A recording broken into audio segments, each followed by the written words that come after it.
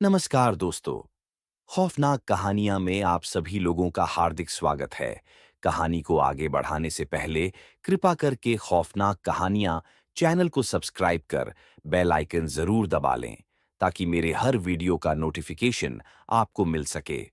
तो चलिए आज की कहानी शुरू करते हैं। ये कहानी राजस्थान के एक छोटे से शहर अजीतगढ़ की है। अजीतगढ़ में एक पुराना और विशाल राजमहल था जिसे रक्तिम राजमहल के नाम से जाना जाता था। इस महल का नाम सुनते ही लोगों के रोंगटे खड़े हो जाते थे। कहते हैं कि इस महल में रात के समय एक बुरी आत्मा का वास था जो वहां रहने वाले लोगों को मौत के घाट उतार देती थी। कहानी की शुरुआत होती है राजा रणधीर सिंह से, जो इस महल के अंतिम शासक थे। रणधीर सिंह एक क्रूर और निर्दयी राजा थे। उन्होंने अपनी प्रजा पर कई अत्याचार किए और विरोध करने वालों को बेरहमी से मौत के घाट उतार दिया।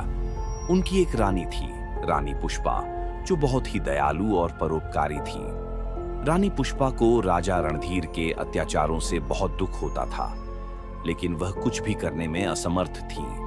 एक रात राजा रणधीर ने गुस्से में आकर रानी पुष्पा को मार डाला और उसकी आत्मा को महल में कैद कर दिया।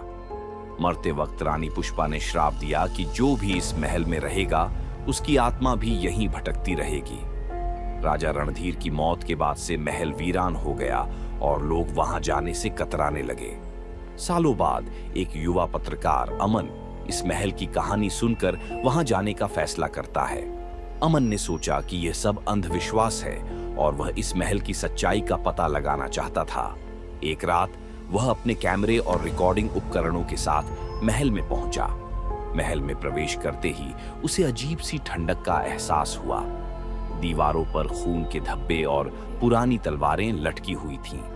अमन ने अपना कैमरा चालू किया और महल के अंदर की रिकॉर्डिंग शुरू की। वह धीरे धीरे महल के अंदर बढ़ता गया। अचानक उसे किसी के चलने की आवाज सुनाई दी। उसने चारों ओर देखा, लेकिन उसे कोई नहीं दिखा। तभी उसे एक कमरे से रोशनी आती दिखी। उसने सोचा कि शायद वहां कुछ रहस्य छिपा हो और वह उस कमरे की ओर बढ़ा। कमरे में पहुंचते ही उसे एक प्राचीन दर्पण दिखाई दिया। दर्पण में उसने देखा कि एक महिला सफेद साड़ी में लिपटी खड़ी है।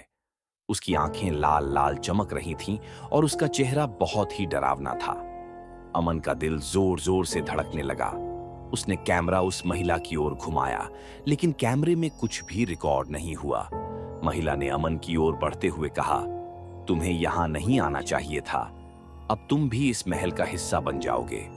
अमन ने डर के मारे वहां से भागने की कोशिश की, लेकिन उसके पैर जैसे जमीन में धंस गए। महिला ने अपने हाथ उठाए और अमन की ओर बढ़ी।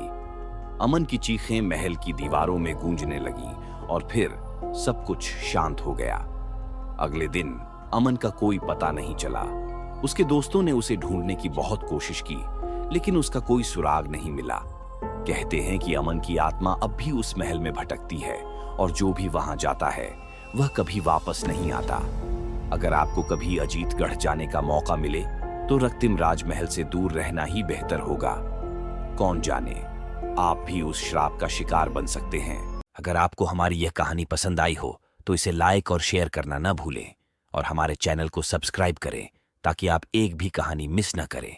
धन्यवाद।